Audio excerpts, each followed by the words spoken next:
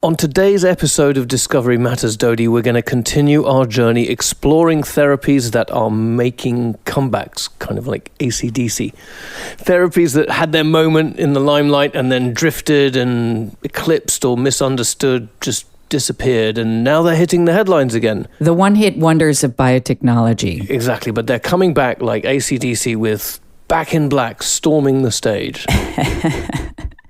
So last time we met and spoke to Professor Eric Vermeulen about psychedelics and their uses in treating psychotrauma and PTSD. What do you have for us today, Connor? Okay, so this one is super cool. You may have heard that medicine as a whole is facing being thrown back into the 19th century because of antibiotic-resistant bacteria, right? Hospital-acquired infection, MRSA, and so on.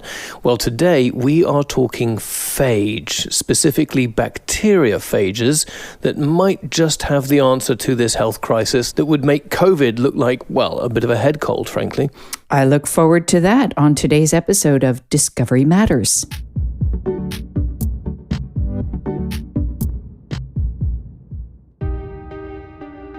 Meet Anton Peleg. He is Professor of Infectious Diseases and Microbiology and the Director of the Department of Infectious Diseases at the Alfred Hospital and Monash University in Melbourne, Australia. And Anton is literally all about phages. It's a simple virus that infects bacterial cells specifically. So it's not like other viruses like COVID, which everyone knows about, that infects human cells. On one hand, phage are highly specific in terms of what they will infect. They're highly specific for a certain type of bacterial species and even a strain within that species. So the benefits of this is that if you find a phage that's active against a bacteria, that phage won't have untoward consequences or hurt other healthy bacteria, such as your microbiome in your gut or your skin. So it doesn't have the same broad effects that you might see with an antibiotic. And that's a real benefit. And phage therapy goes way, way back. I think some of the descriptions about active phage dates back to the late 1800s. And the fascinating thing was that it was, river water from the Ganges. People noticed that it had activity against Vibrio cholera. So there was a lot of cholera at the time, but they made a link that people who I think drank or had something from the Ganges River had less cholera, which, is a bit counterintuitive because you think that the water might have been dirty and contaminated. And then it wasn't until early in the 1900s that a Professor de Heré basically identified that these bacteria were susceptible to infection from a small organism that they called bacteriophage. And then they characterized that as being small viruses that attack bacteria. Phage therapy took hold maybe in the early 1900s through to the 1940s for treating gastrointestinal infections such as cholera, dysentery, and skin infections. And the phages were being used to kill bacteria that caused these infections. But then came along our favorite poster child of modern medicine, penicillin. Well, I'd say penicillin plus sanitation maybe. But okay, fair. Penicillin was a world-changing discovery. That's right. And then all of a sudden it ruined it for everyone in the phage community. So all of a sudden you had this really simple way of treating all sorts of infections. It was easily, it was produced well. It was a single product. It had good stability. It was a tablet form. It was, so all of these benefits led to the reduction in interest and work on phage. Does that mean phage therapy really got put on the back burner during this time? Well, it didn't completely disappear. There were pockets of fans. There were some diehards, right? Clinics with links to the early 1900s researchers who continued to work on phage. So the Republic of Georgia, the Alavia Institute and the Ludwig Institute in Poland, they actually, some of the founders there were people who had links and were students of the groups who founded. So they had a real interest in continuing to pursue phage. Okay, so let me check if I understand this right. Each phage corresponds with a particular bacteria strain. So what is it that happens when you've got a bacterial infection? Do you have to go looking for the exact corresponding phage? Yeah, that's exactly right. You go on a phage hunt. Obviously, you need the bacteria that's causing the infection, and then we obtain a lot of different natural sources. So whether it be river water from rivers or streams or sewage, soil. Phage are one of the most common kind of organism in our environment. But we have examples where we have not been able to find a natural phage from our sources that attack some of the bacteria that we want to try to target. And that can be, there are certain bacteria that can be much more problematic than others. There is a whole idea of engineering a phage, so, actually designing and developing a phage. That takes a lot of time and a lot more work, but that probably is something for the future. And part of Anton's research has been driven by his experience working in the Alfred Hospital. Yeah, so we've been working on a few different bacteria and phage acting on them. One is called Acinetobacter, and that's a type of bacteria that is more commonly found in hospitals and causes hospital outbreaks. But it was also the most common bacteria found in army personnel, where in the Iraq-Afghanistan war, it caused wound infections. And it has a tendency to become very resistant to traditional antibiotics. And it's even can be resistant to all our available antibiotics. But we did some interesting studies that showed the importance of combining phage with traditional antibiotics. So the synergy of the combination appears to be important because the phage changed some of the surface characteristics of the bacteria, and that can make it more susceptible to a traditional antibiotic. For 4.5 years, Anton and his team have been collecting the sort of superbugs that just might terrify you, right? That have been infecting patients in the hospital, storing all of these nasty bacteria in a freezer, and the team have slowly been working through all of them, from the most common down to the least common, to find the active phage that corresponds to each infectious bacteria. What a huge game of mix and match. And it's so important. Because, like you said earlier, sadly, there is that adage about the best place to get sick is in the hospital. That's exactly right. And, antibiotic-resistant bacteria, it's no joke. It's listed as probably one of the singular most important and most challenging risks to global human health. We really need to deal with this because current antibiotics aren't working. So what's exciting here is that Anton and the team are developing a phage library. They're cataloguing phages by the bacteria that they attack. So when you identify an infection, you then pick the corresponding phage or a cocktail of phages to unleash on that infection. So we have ready, almost off-the-shelf phage products or phage cocktails that could be used quickly for patients who are very unwell. And even the manufacturing pipeline is patient-oriented. And it starts firstly with the patient, because we need to isolate the infection, the bacteria. Once we isolate the bacteria, we then bring that into our lab at the hospital. We identify an active phage from those environmental sources I talked about. And then once you have that active phage, we do some other susceptibility studies. We look at how well it kills the bacteria. So the production part is something that happens with very close a collaborator and partner in this initiative of ours at Monash University. And his name's Jeremy Barr, and he's part of our bacteriophage therapy program. And that involves growing up phage to large concentrations. So to replicate and multiply, phage need to be infecting their own bacterial hosts. I love this idea of fighting an infection with an infection, right? You infect the infector. It's so meta. It's super cool. So the phage just basically hijack the cell machinery of the bacteria to reproduce, and then all these millions of phage burst out of the cell. So you grow the bacteria in large volumes in liquid media, you infect them, and then you pass the resultant kind of phage and bacteria soup through filtration steps and sterilization until you get a final phage solution put into small vials which can be sent back to the hospital. So I'm envisioning a bunch of bacterial cells just living it up in a bacterial bioreactor, thinking, oh, this is fantastic, everything's going dandy. And then suddenly they're blitzed by phages. And then we use that to go out and destroy bacterial infections in the wild. I know, it's absolutely brilliant. There's just this wonderful circularity to it. And now, like revelation time, I'm going to tell you something personal. I'm actually allergic to penicillin. I did not know that. Oh my goodness. Yep. It's been on my medical records forever.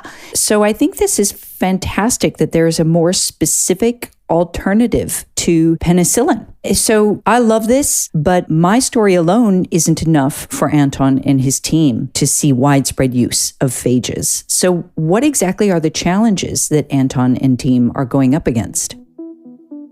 There are a few things. One would be that production process. So having facilities that can produce high quality phage at scale, as well as the need for quick turnaround times, because given the specificity, it's not one product. So you need a production capacity that has fast turnaround times to produce a whole range of different phage. So that's a real challenge from a production point of view.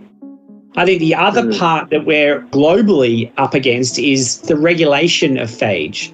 What are the regulatory bodies classifying phage as? Is it a medicine? Is it a biological? So in Australia, we have actually started a bacteriophage regulatory working group with our Therapeutic Goods Administration, our TGA.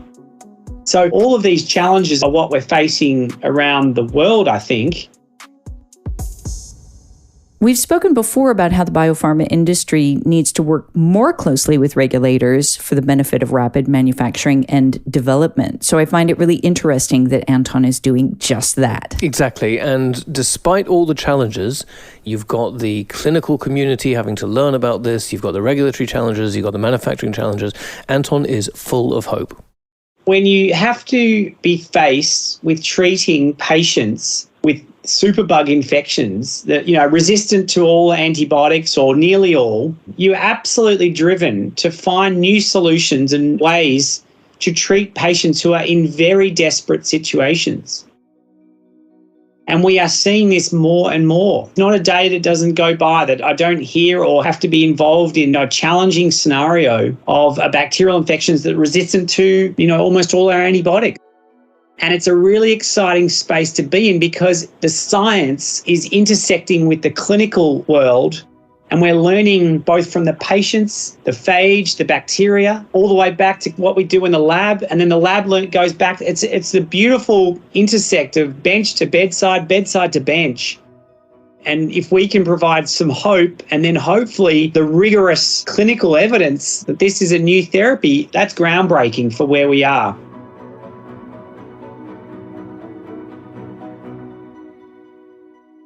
I introduced this topic at the start of the episode as being not just fascinating, but one that has real impact on the future treatment of infections and more widely on human health. We need to be a lot more aware of the imminent threat of antibiotic-resistant bacteria and those avenues that are being explored in treating them. I think what is really crucial, this awareness of antimicrobial resistance in bacteria and the significance of the problem absolutely needs to get out there.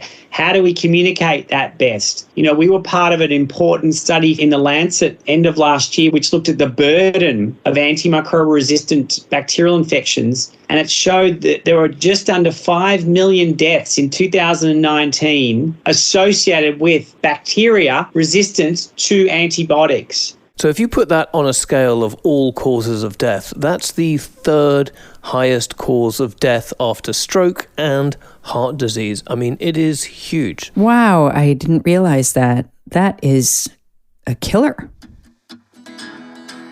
Phage is obviously one path of an alternate therapeutic, but there's others that we need to tackle for this problem. It's really exciting. I love the fact that phage therapy, like AC/DC, have gone through this process of kind of drifting away. They've come back with an amazing album. Everybody's rediscovering them and going, yay, phage, digging out the T-shirts and saying, yeah, I was there at the beginning. I knew them when. Yeah, exactly. So thanks to Anton for explaining this extraordinary research to us, and really good luck to him for pushing it forward.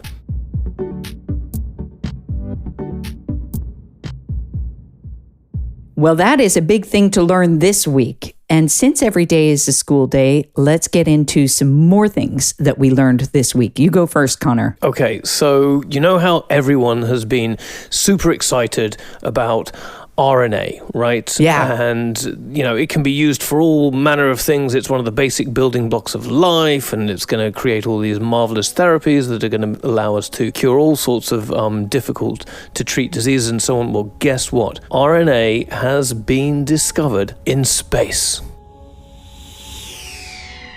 I saw this one. It's fantastic. I think it's just absolutely marvelous. But tell us more. So exactly, this was which rover, like NASA went up there, or what's the story? Well, actually, it was not NASA. It was Japan's Hayabusa 2 spacecraft. And the paper is in Nature Communications.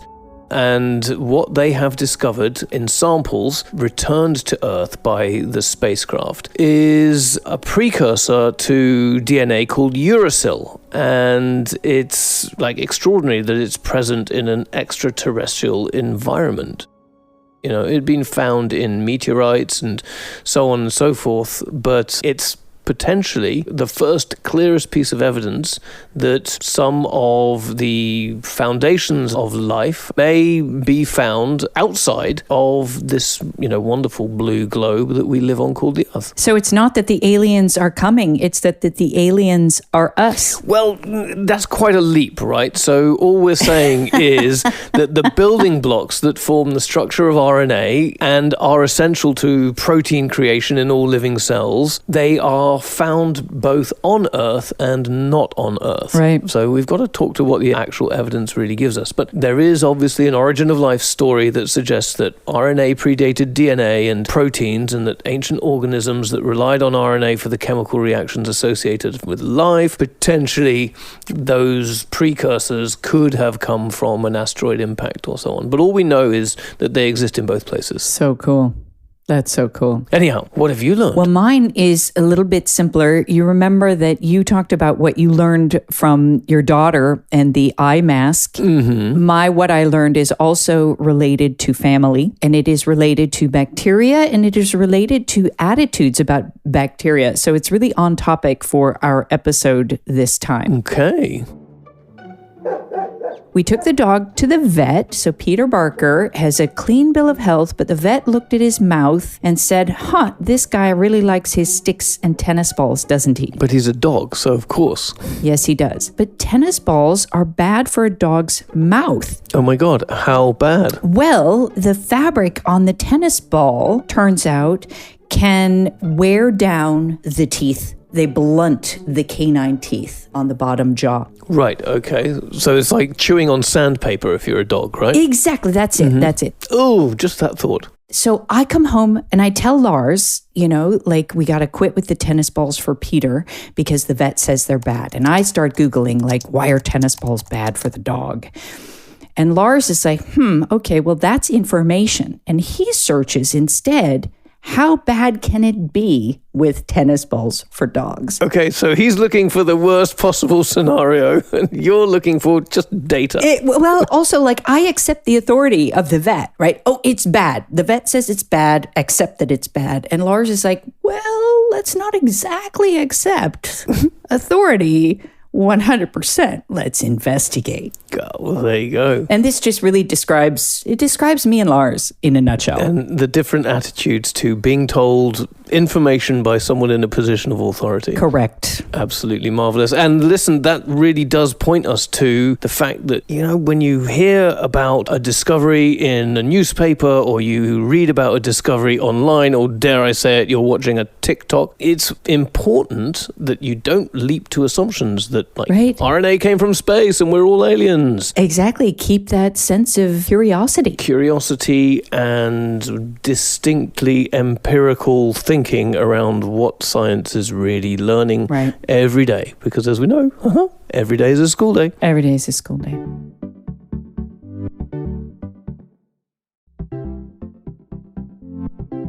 Thank you for listening to this episode of Discovery Matters. Our producer is Beth Armit Brewster. Editing, mixing, and supervision by Ulrika Svensson and Tom Henley from Banda Productions.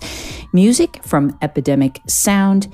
My name is still Dodi Axelson. And I am still Conor McKechnie. And make sure you rate us on Spotify, whichever platform you use to discover your podcasts. We'll see you when we come back with another episode of Discovery Matters.